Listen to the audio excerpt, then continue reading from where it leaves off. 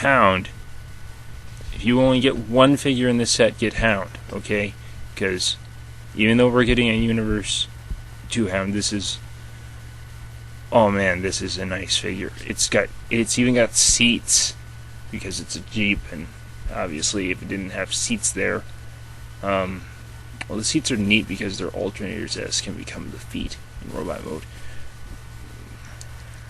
It would look weird if there weren't seats in a Jeep because the seats would be exposed. The window here likes to pop off, but only if you tug on it or something. But it's usually pretty secure. I don't know, sometimes it pops off on me. But it is painted, despite it being such a small piece. It's painted on one side, the front.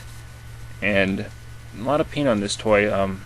It's got the signature Hound star, headlights, even the classic engine components are painted.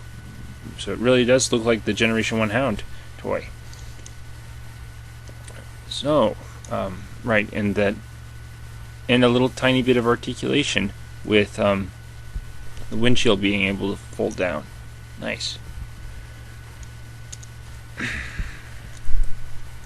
So, we'll pop down the feet, legs, then feet, which were the seats. Then, arms out to the side, and down with the head,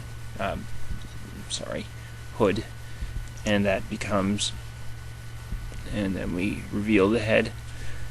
Just like G1 Hound, though, the arms are restricted a bit, but you can, unlike G1 Hound, you can get around those restrictions by just moving the arm in the opposite direction. Arms are on ball joints, and you can get some extra movement out of that, just barely. And if I unpeg the legs, you will see it has the same bending posability that Jazz has, as well as some foot articulation. So, yeah, I really, really like Hound. I don't know why. It's just a little green Jeep. When, you know, if you're going to collect all the Classics Universe Legends guys, you're not going to get another Jeep. So, unless they do a Swindle repaint. That seems logical.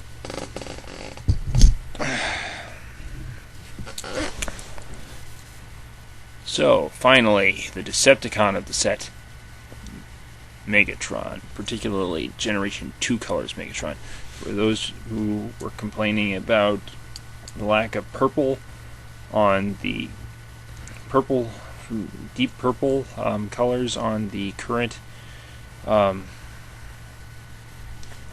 store Hasbro Toy Shop exclusive Megatron, well, this one has deep purple all over the top of it, so I think you can see all that camo nice. It is pretty accurate to Generation 2 Megatron. It's more accurate to his Heroes Megatron, though, because of the leg articulation. Oh well. To transform him, his transformation is much less straightforward than the others, in that another trick I can do, just like Jazz mid-transformation, is that the turret doesn't rotate, even though there's lots of neat mechanical details in tank mode up here. Hatches and things, and bolts, and there's a Decepticon emblem right there in the middle. But the turret doesn't swivel, just like Generation 2 Megatron. But you can make the barrel swivel by flipping the arms down so that you just have a turret sitting up there, and then the turret can go back and forth however you'd like. Possibly even 360 degrees, but I can only get 180. But I'm sure if you mess around with if you mess around with it, you can get it to go further. So, now that we've got the arms flipped to the side, all you do is you flip out the legs. There's no foot articulation on this one, unlike the other two. And then here's the really clever part. You see, to get Megatron to have a cannon on his shoulder without having the springy flop thing that Generation 2 Megatron has, what they did was they gave him head articulation. Ha!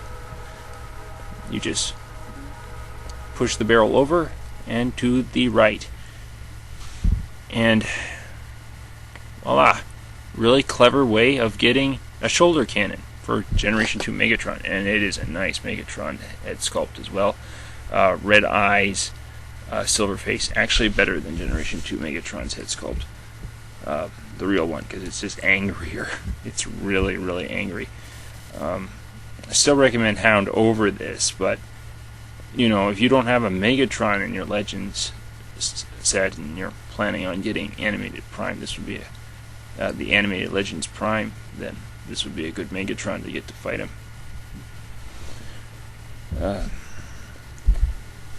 Other Legends coming out soon will be other mini-bots. On top of the Animated Legends, you'll also have, let's see, well, I know there's a Warpath, a Hot Rod, there's a Warpath, a Hot Rod, a Beachcomber, definitely. Beachcomber, Brawn, can't forget Brawn. Those are the ones I can remember, and then there's also the Target exclusive repaints of the Cybertron molds. And I might pick those up because the team leaders guys are pretty interesting, especially Razor Claw. It's so awesome. So that was my review